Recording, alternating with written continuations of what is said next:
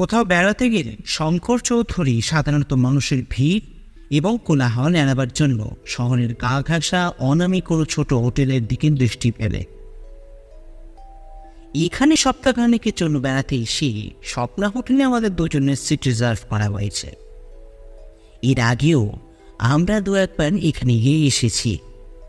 এই হোটেলের মালিক ব্রিজমোহন আমাদের বিশেষ করে শঙ্করকে পরিচয় জানেন। দেখতে দেখতে ছুটির 3টে দিন কেটে গেল। জায়গাটা আমাদের ভালোই লাগে। একদিকে দ্রুত গড়ে উঠছে বাড়িঘর, রাস্তা, পার্ক, আর অন্যদিকে খোলা মাঠ, একটা ছোট নদী, তার ওপারে শালের অগভীর জঙ্গল, আর সেই বনের মাথা টপকে কালো মোষের পিঠের মতো একটা নামগোত্রহীন ছোট পাহাড়ের চূড়ো উঁকি দিচ্ছে। এদিক ওদিক ঘুরে হোটেলে ফিরতে সেদিন বেশ দেরি হয়ে গেল। সিঁড়ির কাছে পৌঁছে গিয়ে থমকে দাঁড়ালাম। আমাদের দুজনকে দেখতে পেয়ে হোটেলের মালিক ব্রিজমোহন দ্রুত প্রায় এগিয়ে আসছেন। লক্ষ্য করলাম একটা গভীর কালো ছায়া তার সদা প্রফুল্ল মুখখানা ম্লান করে রেখেছে। দেখলাম ব্রিজমোহন একা নন, তার সঙ্গে আছেন একজন পুলিশ অফিসার। কি ব্যাপার ব্রিজমোহন বাবু, কি হয়েছে? শঙ্কর জিজ্ঞাসা করে। শঙ্করের কথার জবাব না দিয়ে ব্রিজমোহন পুলিশ অফিসারের সঙ্গে আমাদের পরিচয় করিয়ে দেন। ইন্সপেক্টর শিবনারায়ণ যাদব উৎফুল্ল বলেন, মিস্টার চৌধুরী, শঙ্কর চৌধুরী, কলকাতার নাম করা বেসরকারি গোয়েন্দা। আমাদের তো সৌভাগ্য বলতে হবে মশাই, এই স্বপ্না হোটেলে একটা খুন হয়েছে, তা আপনার সাহায্য। শঙ্করের একখানা হাত খপ করে ধরে ব্রিজমোহনবাবু বলেন, মানে হ্যাঁ শঙ্করবাবু, পুলিশকে আপনি যতটুকু সাহায্য করুন বা না করুন, আমাকে কিন্তু এই বড় বিপদের হাত থেকে বাঁচান আপনি। আমার নাইট ক্লার্ককে তার ঘরে কে বা কারা খুন করে রেখে দিয়ে গেছে। হোটেলের এক ঝিয়ের প্রথমে সন্দেহ হয়, ঘরের দরজা খোলা দেখেই সে ভেতরে ঢোকে। এর আগে মিলনকে কোনোদিনই তার নিজের ঘরে দরজা খোলা অবস্থায় দেখা যায়নি কোনোদিন। দরজা খোলা দেখে ঝিয়ের কৌতূহলতে সে ঘরে ঢুকে যায় আর দেখে খাটের ওপর মিলন মৃত অবস্থায় শুয়ে আছে। শঙ্কর ক্ষণকাল চুপ করে দাঁড়িয়ে থাকে, তারপর আমার দিকে ফিরে শুকনো হেসে বলে, দেখি স্বর্গে গেলেও ধান মানে কে রে, ঠিক বলছি তো? পরক্ষণে সে জিজ্ঞাসা করে, আচ্ছা, কতক্ষণ আগে হত্যাকাণ্ডটা ধরা পড়েছে? হাতের ঘড়ি থেকে পুলিশ অফিসার গম্ভীর গলায় বলেন, ও ওই ধরুন না, প্রায় 1.5 ঘন্টা তো হলোই। 9:30টার সময় মৃতদেহ আবিষ্কৃত হয়। বেশ, চলুন তো একবার মৃত অপরস্থলে গিয়ে একবার দেখা যাক। তার আগে ব্রিজমোহন বাবু, আপনি বলুন যে আপনার নাইট ক্লার্ক ওই মিলন সম্পর্কে আপনি কি কি জানেন? আপনার এই হোটেলে সে অতদিন চাকরি করে এই সমস্ত। ব্রিজমোহন বলে, মানে তা বছর 4 তো হবেই।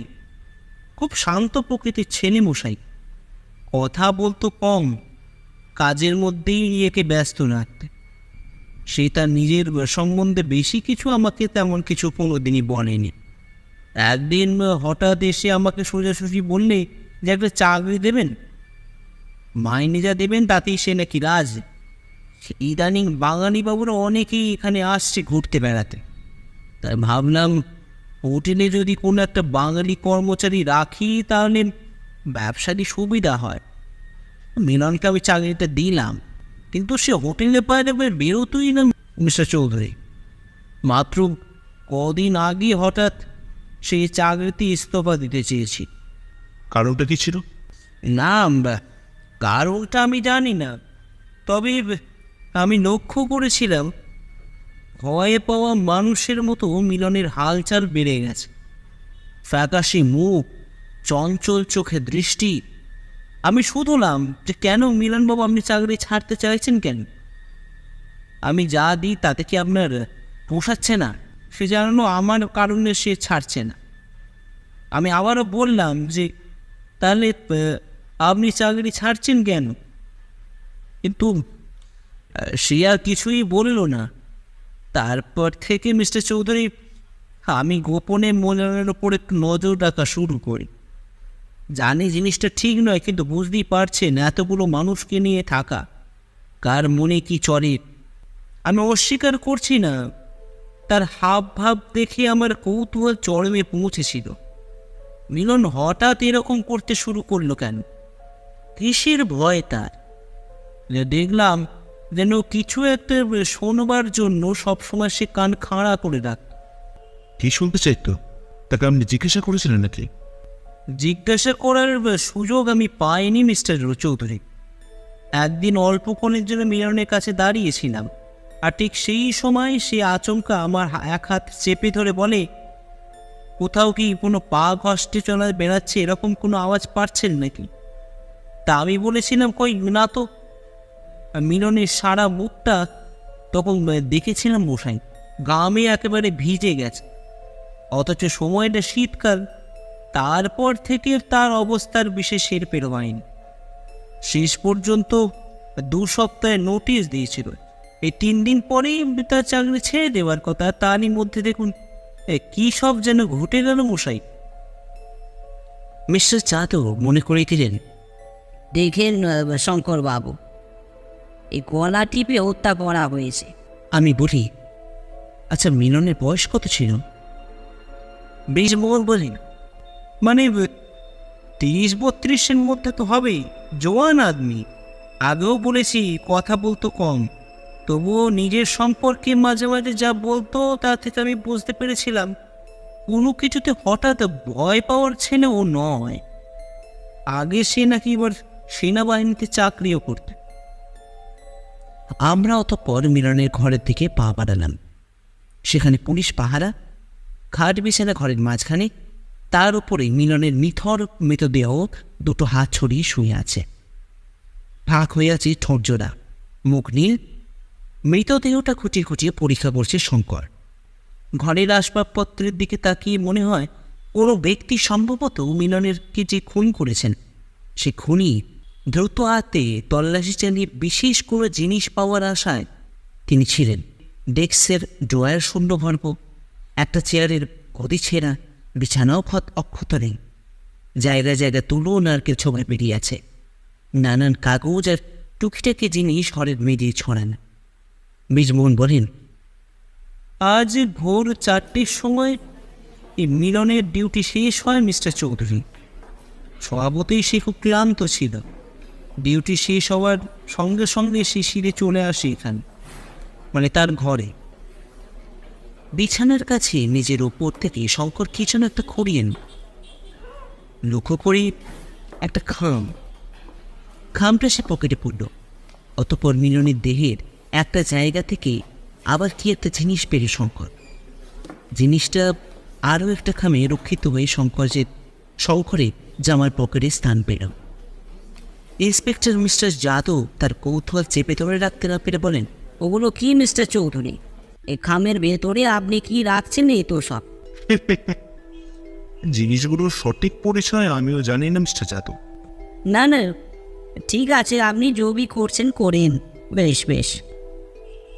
ঘরের মেঝের ওপর ছড়িয়ে থাকা জিনিসপত্র ভেতর থেকে শঙ্কর আরও একখানা খাম তুলে নিল। চকিতে এক নজর দেখে নিল খামের ভেতরটা। খামটা হলুদ রঙের। শিবনারায়ণ বললেন, দেখুন, আমার ধারণা আছে কোনো শক্তিশালী ব্যক্তি মিলনের গলা রোধ করেছে। তার হাতে গ্লাভস ছিল। আপনার কি ধারণা শঙ্করবাবু? শান্ত অনায় শঙ্কর বলে, ইন্সপেক্টর যাদব, মৃতদেহের হাতের তালু শুকে দেখুন তো একবার। শিবনারায়ণ যাদব শঙ্করের নির্দেশ পালন করলেন। কিছুটা বিস্ময় ছড়ানো কণ্ঠে তিনি বলেন, বন্ধুটা তো খুব চেনা চেনা লাগছে, আর ও তো খারাপ বিনাই। হাতে তেলের মতন কিছু একটা লেগে আছে। গন্ধটা কি ওই বস্তুটারই? আচ্ছা ব্রিজমোহন বাবু, বলুন মিস্টার চৌধুরী। স্বপ্ন হোটেলে আপনার নতুন ক্লায়েন্ট কতজন আছে, মানে এই ধরুন দিন 15 ভেতরে? ব্রিজমোহন একটু ভেবে বললেন, আপনারা 2জন, মেজর খোসলা আর ওই 2 দিন আগে এসেছেন হরিপদবাবু, হরিপট্টনায়ক। দুপুরে খাওয়ার সময় আপনি তাদের সকলকেই দেখতে পাবেন।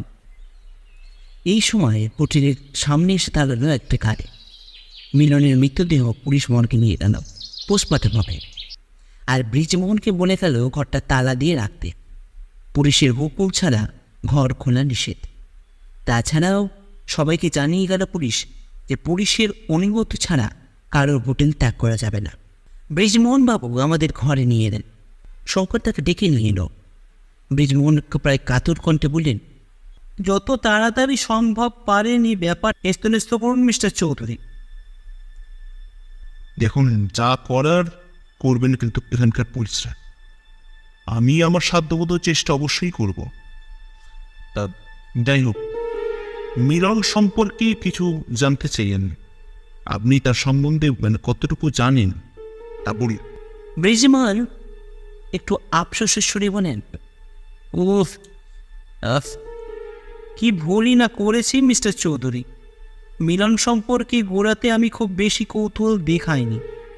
সবটাই ভাষা জোয়ান বেকার ছেলে বাঙালি, অতএব ধরে নিয়েছিলাম যে বাংলাদেশ থেকে সে এসেছে।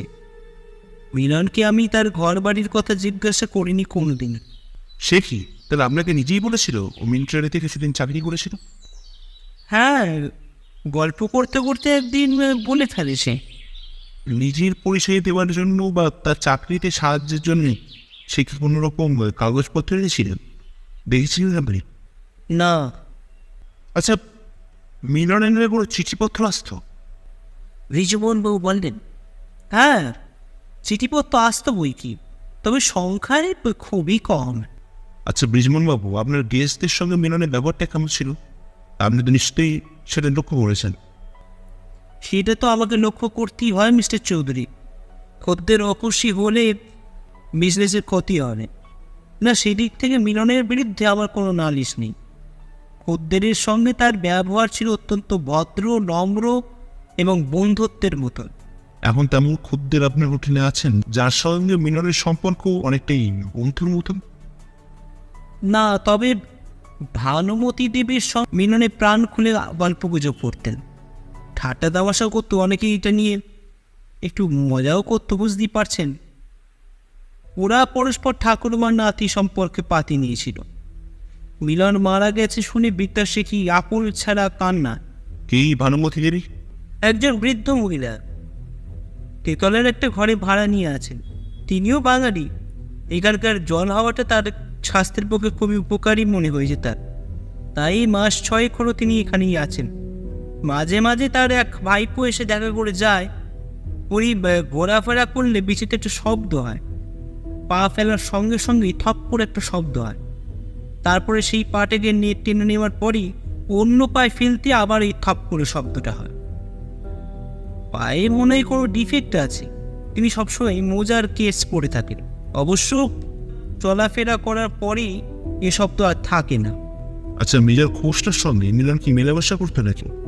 আমি তো আগেই বলেছি মিলন সেনা বিভাগে কাজ করেছিল কিছুতে, কাজেই সেনা বিভাগের লোককে দেখে সে হয়তো খুশি হয়েছিল। দুজনকে মাঝে মাঝে আমি যুদ্ধের কথাও বলতে শুনেছি।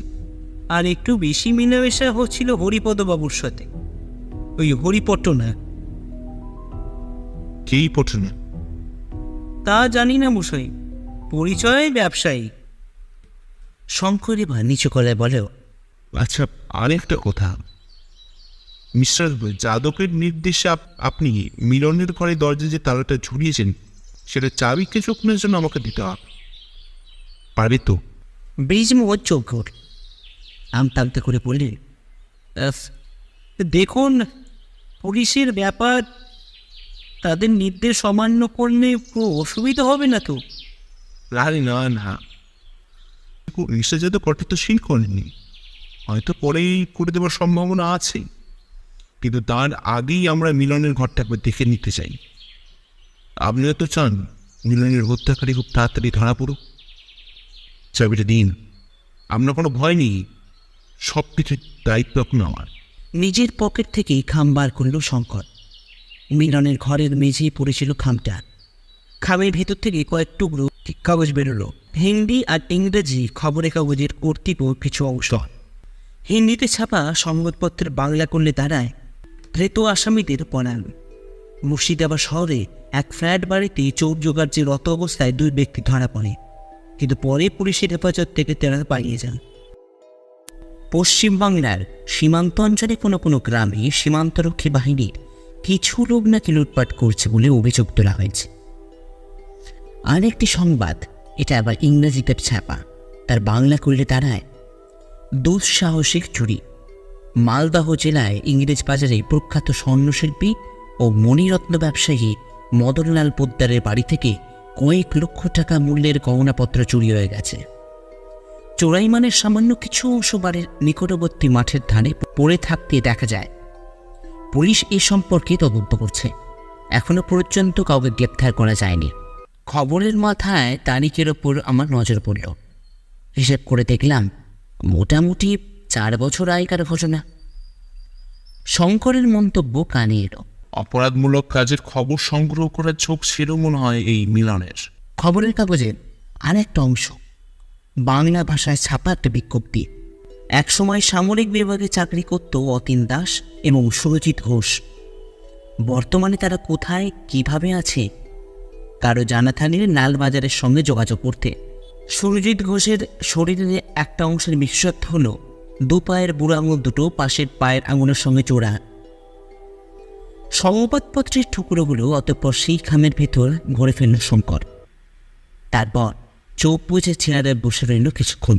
খানিক বাদে সে চোখ মেলে তাকালো আমার দিকে, তারপর বলল, এই কিছু বোঝা গেল?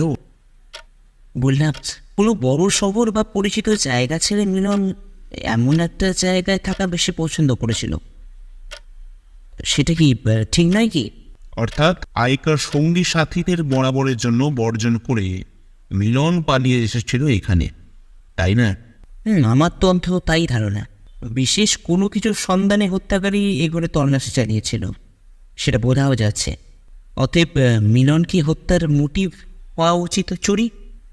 মাথা নাড়াতে নাড়াতে শঙ্কর বলল, মনে হয় আগন্তুককে মিলন নিজের হাতেই ঘরের দরজা খুলে দিয়েছিল। মিলনের হাতের ঘড়ি হাতেই বাঁধা ছিল। চোর তাহলে ঘড়িটা নিয়ে যায়নি কেন? এটা দেখে তো মনে হয় চুরিটাই একমাত্র মোটিভ নয়।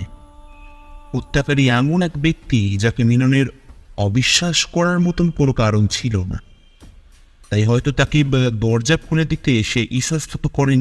আগন্তুক আজ ভোরে 4টে থেকে 5টার মধ্যে এসে ঘরের দরজা আঘাত করে, হত্যা করে মিলনকে। তারপর ঘরের ভেতরে তল্লাশ চালায়, আর তা এতটাই দ্রুত গতিতে করে যে এলোমেলো হয়ে যাওয়া ছড়িয়ে পড়া জিনিসগুলো সে ঠিক করে যেতে পারেনি, কারণ রাত হয়ে এসেছিল তখন। কারণ না কারণ নজরিতে পড়ে যাওয়া অসম্ভব কিছু নয়, তাই পালিয়ে যেতে হয় তাকে। এদিকে মিলনের দেহ থেকে একটা জিনিস তখন আমি তুলে নিয়েছিলাম, মনে আছে তোমার? হ্যাঁ দেখেছিলাম তো বটেই, কিন্তু কি সেটা? ফ্রেশ ক্রিম ট্যালকাম পাউডারের মেশানো। লাঞ্চের সময় হয়েছে, চলো ডাইনিং রুমের দিকে যাওয়া যাক। ডাইনিং রুমে আমাদের সঙ্গে প্রথমেই ডাকা হলো বানুমতী দেবীর সঙ্গে। বয়স্কা মহিলা, কাঁচা পাকা চুল মাথায়, পরনে সাদা থান আর জামা। তার মনটাও যে কত সাদা তার সঙ্গে কথাবার্তা বলার সময় অনুমান করা গেল। কথা তিনি কম বলেন, মিলনের জন্য যথেষ্ট অশ্রুপাত করছেন। ভানুমতী দেবীর কাছ থেকে এমন কোনো মূল্যবান তথ্য পাওয়া গেল না যা মিলনের হত্যা সম্পর্কে কোনো আলোকপাত করতে পারে। তারপর সাক্ষাৎকার ঘটল মেজর খোসলের সঙ্গে, বলিষ্ঠ দীর্ঘদেহী সৈনিক পুরুষ। কিন্তু আশ্চর্য, মিলনের কথা বলতে গিয়ে তার কণ্ঠস্বর আর্দ্র হয়ে গেল। এরপর দেখা হলো পট্টনায়কের সঙ্গে, অর্থাৎ হরি পট্টনায়ক।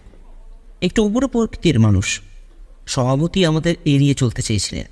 বলা বাহুল্য, এই হরি পট্টনায়ক ভদ্রলোকের কাছ থেকেও বিশেষ কিছু তথ্য পাওয়া গেল না। শঙ্করের মতো আমিও সেটা বুঝতে পেরেছিলাম। দুপুরের খাওয়া দাওয়া হয়ে যাওয়ার পর আমরা একসময় সঙ্গোপনে চাবি খুলে মিলনের ঘরে প্রবেশ করি। নিস্তব্ধ হোটেল, কেউ নেই কোথাও। নিচু গলায় আমি বললাম, এখানে আর নতুন কিছু দেখার আছে কি শঙ্কর? শঙ্কর বলে, হত্যাকারী যে খুঁজতে এসেছিল তা পেয়েছে কিনা সেটাই হচ্ছে আসল দেখার। সেটা লুকিয়ে রাখতে মিলন অনেক দিন সময় পেয়েছিল, তাই সেই লুকিয়ে রাখা জিনিসটাকে আবিষ্কার করতে হত্যাকারী মাত্র ঘন্টাখানেক সময় পেয়েছিল। এত তাড়াতাড়ি হয়তো তার পক্ষে জিনিস গোপন স্থান থেকে বের করে চুরি করে নিয়ে যাওয়া সম্ভব নয়। আর সে যেভাবে ঘরে জিনিসপত্র ইসস্তত্ব ছড়িয়ে রেখেছিল, তাতে ওই 1 ঘন্টায় কখন যে হুশ করে বেরিয়ে যায় তা বুঝতে পারেনি। ঘরের একপাশে স্থির হয়ে দাঁড়ালো শঙ্কর। তার দৃষ্টি ঘুরে বেড়াতে লাগলো ঘরের প্রতিটা আসবাবপত্রকে ছুঁয়ে। অতঃপর সে ঘরের মেঝের নানা স্থানে আঘাত করে করে পরীক্ষা করতে লাগলো, আবার কখনো বা জানলা দরজা, কিন্তু সবকিছু নিষ্ফল হলো। এবার শঙ্করের লক্ষ্য গেল মিলনের পালঙ্কটির দিকে। সে বলল, এবার তুই আমাকে একটু সাহায্য করতো। খাটের একটা পায়া শূন্য তুলে ধরতে হবে। নে, হাত লাগা। বেশ মজবুত আর ভারী পালঙ্কটা নিজের পছন্দ মতো তৈরি করে নিয়েছিল মিলন। তবে এটা কথায় কথায় বলেছিলেন বৃজমোহনবাবু, কাজেই এমনটা হওয়াটা তো স্বাভাবিকই। কিন্তু শঙ্করের কাণ্ড কারখানা দেখে আমি তো একটা ছোটোখাটো পালঙ্কের পায়া ধরে তুলতে যে এত কষ্ট করতে হয় তা বোঝাবার উপায় ছিল না। শঙ্কর বলে, এবার নামি রাখ, আর একটা পায়া তুলে ধর। আমি যথারীতি তুলে ধরলাম। পর্যায়ক্রমে 4টে পায়ে উত্তোলন এবং পায়াগুলোর গায়ে শঙ্করের কান পাতা এবং শঙ্করের চোখে হুসেছি। পেয়েছি পেয়েছি, বুঝলি, পেয়েছি। কি পেয়েছিস? একটু ধৈর্য ধর। খাটের একটা দিক উঁচু করে তুলে ধরে রাখ। ঘরের কোণে একটা কাঠের টুল আছে, সেটাকে টেনে নিয়ে এলো শঙ্কর। খাটের উঁচু করে ধরে রাখা জায়গাটা নিচে সেই টুলটা দিয়ে ঠেলে দিতেই ওপরে আমি রাখলাম খাটটা। দুটো পায়ে রইল শূন্যে। শিশির ছিপি ঘোরার মতন শঙ্কর এবার শূন্যে ঝুলে থাকা একটা পায়ে উল্টো দিকে ঘোরাতে লাগলো। কয়েক প্যাঁচ ঘোরাতেই পায়াটা খট করে আলগা হয়ে গেল। আর কি আশ্চর্য, দেখা গেল পায়াটা ফাঁপা, আর তার ভেতরে সজ্জিত রয়েছে মূল্যবান সব হিরে জহরত। খোলা হলো অন্য পায়াটাও, তার ভেতর থেকে বেরোলো সোনা আর সব বিভিন্ন অলঙ্কার। এমন করে 4টে পায়া থেকেই পাওয়া গেল নানা ধরনের। শঙ্কর বলল, আমার অনুমান যদি মিথ্যে না হয় তাহলে এসব চোরাই মাল। মালদহের ইংরেজ বাজারের স্বর্ণশিল্পীর মদনলাল পোদ্দারের বাড়ি থেকে যে কয়েক লাখ টাকার গয়না চুরি হয়েছিল, এর মধ্যে সেসব কিছু থাকাও অসম্ভব কিছু নয়। অতঃপর খাটের পায়াগুলো সস্তানে পুনরায় ইটে দিয়ে খাটটা পূর্ব যেমন ছিল সেরকম করে দেওয়া হলো। তালাও ঝুলে আমরা তাড়াতাড়ি বেরিয়ে এলাম ঘর থেকে। বলা বাড়ল, হিরে চওয়ানো সোনা গহনা দিয়ে আমরা সঙ্গে করে নিয়ে এলাম। নিজেদের ঘরে পৌঁছে আমি বললাম, সবই তো হলো শঙ্কর, কিন্তু হত্যাকারীর হদিশ তো পাওয়া গেল না। শঙ্কর জবাব দিল না। কি একটা গভীর চিন্তা সে মগ্ন রইল। আমি আবার বললাম, আচ্ছা শঙ্কর, মিলনের ঘরের এইসব হিরি জওয়ারাত লুকোনো আছে, হত্যাকারী যদি তার না জানা থাকে তাহলে মিলনকে হত্যা করার জন্য তার কি প্রয়োজন ছিল? সারা রাত ধরে মিলনের হোটেলের ডেস্কে তো বসে ডিউটি দেয়, তখন তার ঘর তো ফাঁকাই ছিল, সে তো সহজেই কাজটা হাসিল করতে পারত। শঙ্কর মাথা নাড়তে নাড়তে বলল, না না, তার উদ্দেশ্য ছিল দুটোই। প্রথমত মিলনকে হত্যা করা, আর দ্বিতীয়ত লুকিয়ে রাখা ধনরত্ন উদ্ধার করা। যাই হোক, আমি বেরোচ্ছি, খুব সতর্ক থাকিস। সেদিন বিকালে পুলিশ মিলনের ঘরটা সিল করে দিয়ে গেল। ঘরের সামনে বসলো 24 ঘন্টা পুলিশের পাহারা। শঙ্কর কোথায় কখন থাকে কী করে হদিশ পাইনি। রাতেও অনেক সময় তার পাত্তা পাওয়া যায় না, জিজ্ঞেস করলেও উত্তর সে দেয় না। একদিন শুধু বললে, একটু ধৈর্য ধরো ভাই, কাজ প্রায় হাসিল হয়ে এসেছে। তাই মনের দুঃখে শেষে আমি চুপ করেই গেলাম। পঞ্চম দিন সকালে দেখা গেল মিলনের ঘর থেকে পুলিশের পাহারা আর শিল তুলে নেওয়া হলো। ঘরে শুধু হোটেলের তালা ঝুলছে, তার মানে ও ঘরে পুলিশের আর তার আর কোনো কাজ নেই। কিন্তু হোটেলের বোর্ডারদের ওপর, বিশেষ করে মেজর খোসটার ওপর যে পুলিশের তীক্ষ্ণ নজর রয়েছে তা বোঝা গেল। বিকালের দিকে শঙ্কর আমাকে বলল, আজ রাতে বোধহয় সেই সংখ্যের জবনিকা উঠবে, তৈরি থাকিস।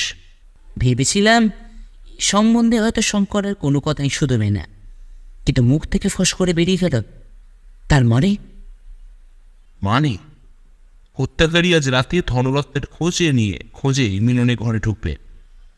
পুলিশ পাহারা তাকে এতদিন এই কাজটা সে করতে পারছিল না, খুব আহত করছিল তার মনটা। চোরাই মাল সব হাতিয়ে যত তাড়াতাড়ি পারা যায় এখান থেকে সরে পড়াই তার মতলব। অবশ্য পুলিশের নজর যে তার ওপর নেই সে তা বুঝেছে, তবু তবু বলা তো যায় না। জাল পাতা রয়েছে তার সঙ্গে অত্যন্ত সতর্কতার সঙ্গে এবং গোপনে। সন্ধ্যা থেকে ইন্সপেক্টর যাদব আমাদের ঘরে এসে আশ্রয় নিয়েছেন, তাও গোপনে। রাত প্রায় 9টা নাগাদ ইন্সপেক্টর যাদবকে মিলনের ঘরে পাঠিয়ে দিল শঙ্কর। তারপর গেলাম আমি, এবং আমাকে অনুসরণ করে পেছন পেছন এলো শঙ্কর। ঘরের ভেতরে দরজার পাশে সশস্ত্র দাঁড়িয়ে রইলেন ইন্সপেক্টর যাদব। শঙ্করের সঙ্গে একটা আলনার পেছনে আশ্রয় নিলাম আমি। পুলিশের এক গোয়েন্দা এসে বাইরে থেকে তালাটা আবার ঠিক মতন লাগিয়ে চলে গেল। এসবই হলো অত্যন্ত গোপনে। আলো নেই, চমট অন্ধকারে বন্দী হয়ে রয়েছে ঘরের 4 দেয়ালের মধ্যে। হোটেলের কর্মব্যস্ততার কোলাহল ক্ষীণতর হতে হতে এক সময় মিলিয়ে গেল। সব নিস্তব্ধ, 2-1টা দূরের ছোট ছোট শব্দ শুধু। সেকেন্ড, মিনিট, ঘন্টা, ঘন্টার পর ঘন্টা অতিবাহিত হতে লাগলো। আমি এক সময় ধৈর্য হারিয়ে শঙ্করের কানে কানে বললাম, না ভাই, বৃথা চেষ্টা। উত্তরে শঙ্কর একখানা হাত শুধু আমার ভাতের ওপর রাখল। হঠাৎ আমার দৃষ্টি ছুটে গেল দরজার দিকে। দরজা খোলার শব্দ। বড় করে দেখা যায় ধীরে ধীরে ফাঁক হয়ে যাচ্ছে বন্ধ দরজাটা। আমার সারা শরীরে রোমাঞ্চের শিহরণ। ঘরের মধ্যে প্রবেশ করছে একটা ছায়া মূর্তি। পরক্ষণেই তার হাতের টর্চ জ্বলে উঠল। আলোটা স্থির হয়ে পড়ল খাটের ওপর। ঘরের আলোটা জ্বেলে দিন ইন্সপেক্টর যাদব। শঙ্করের বজ্র কঠিন কণ্ঠস্বর শোনা গেল। আলোয় ভরে উঠল ঘর। আমি আগা করেই সন্দেহ করেছিলাম মেজর খোসলাকে। কিন্তু কি আশ্চর্য, কোথায় মেজর খোসলা? ঘরের মধ্যে হতভম্বের মতন দাঁড়িয়ে রয়েছেন সচকিত ভানুমতী দেবী। কিন্তু এই দৃশ্য মাত্র কয়েক মুহূর্তের জন্য। ভানুমতীর ভেলকি শেষ করে দিল শঙ্কর নিজেই। পলকের মধ্যেই তার উপর ঝাঁপিয়ে পড়ে শঙ্কর তার মাথার পরচুলা খুলে নিল। আসুন মিস্টার যাদব, এর সঙ্গে আপনাদের একটা পরিচয় করিয়ে দিই। ইনি হচ্ছেন মিলন ওরফে অতীন দাসের এক সময়ের সঙ্গী এবং বর্তমানে তার হত্যাকারী সুরজিৎ ঘোষ। লালবাজার থেকে এক সময় একটা বিজ্ঞপ্তি প্রচার করে জানিয়ে দেওয়া হয়েছিল যে সুরজিৎ ঘোষের শরীরের বিশেষত্ব হচ্ছে 2 পায়ের বুড়ো আঙুল দুটো পাশের আঙুলের সঙ্গে জোড়া। সেটা এখন আপনি মিলিয়ে দেখে নিতে পারেন। হ্যাঁ, ভানুমতী দেবীর ছদ্মবেশীর আড়াল থেকে বেরিয়ে এসেছে সুরজিৎ ঘোষী। অদ্ভুত মেকআপ। সুরজিৎকে হাতকড়া পরিয়ে দেওয়া হলো। প্রথমে সে কোনো কথার জবাবই দেয়নি। শঙ্কর পকেট থেকে বের করলো 2খানা ফটো, একখানা সুরজিতের আর অন্যটা মিলন থরিয়ে অথিনের। বলল, লালবাজার থেকে আনিয়ে নিতে হয়েছে এই দুটো ছবিকে। কি এবার তো কথা বলবে? সুরজিৎ বোধ হয় এবার বুঝতে পারল, আর চুপ করে থাকা যায় না। বলল, প্রথমে ওই অতীন দাসী আমাকে খুন করতে চেষ্টা করেছিল। আমাকে গুরুতরভাবে জখম করে নির্জন জঙ্গলের ধারে একটা নদীর পাড়ে ফেলে এসেছিল সে। শঙ্কর বলল, চোরাইমানের ভাগ বটরা নিয়ে ঝগড়া হয়েছিল বোধহয়। সবকিছু একলাই ভোগ করতে চেয়েছিল মিলন। ভেবেছিল আমি মরে গেছি বা শিগগির মরে যাব। হয়তো আমি সেখানেই মরে পড়ে থাকতাম, কিন্তু দূর থেকে এক গ্রামের চাষি সেখান দিয়ে যাচ্ছিল কাঠ কাটতে। আমাকে ওই অবস্থায় পড়ে থাকতে দেখে তার দয়া হয়, তুলে নিয়ে যায় কুড়ে ঘরে। অতীন লুকিয়ে পড়েছিল, পালিয়ে বেড়াচ্ছিল, কিন্তু শেষ পর্যন্ত পরদিন সকাল। স্বপ্না হোটেলের মালিক ব্রিজমোহন তার ঘরে আমাদের বসে চা খাওয়াচ্ছেন। শঙ্কর বলতে লাগলো, খুব সম্ভব যখন অতীন দাস আর সুরজিৎ ঘোষ সামরিক বিভাগে চাকরি করত, তখন সুযোগ সুবিধামূলক তারা দুজনে মিলে চুরি ডাকাতি করে বেড়াতো। সেই জন্যই হয়তো সামরিক বিভাগ থেকে তাদের তাড়িয়ে দেওয়া হয়। মনে হয় সামরিক বিভাগ থেকে ছাঁটাই হওয়ার পর কোনো দুর্ঘটনায় এই সুরজিতের পায়ের আঙুলেরই অবস্থা। যাই হোক, লুটের মালপত্র নিশ্চয়ই কোনো এক অবস্থানে তারা লুকিয়ে রাখত। পরে সেসব জিনিস ভাগ বটরার সময় বাদে ঝগড়া মারামারি। অতীন দাস সুরজিৎ ঘোষকে মৃতপ্রায় অবস্থায় জঙ্গলের ধারে ছেড়ে আসে। চুরি করায় হিরে জহরাত গহনাদি নিয়ে চলে আসে তার সাথে। তার ধারণা হয়েছিল সুরজিৎ মারাই যাবেন, কিন্তু সুরজিৎ ভাগ্যের বসে বেঁচে গেলেন। কিন্তু সেই চাইল প্রতিশোধ। একটু থেমে শঙ্কর আবার শুরু করে, ইতিমধ্যে অতীন দাস তার নাম পাল্টে হয়ে যায় মিলন। ঘুরতে ঘুরতে এসে চলে আসে এখানে। বড় বড় পরিচিত শহরে সে এড়িয়ে চলত। বলা তো যায় না কখনকার নজরে পড়ে যায়। পুলিশ তাকে খুঁজছে, সে জানে।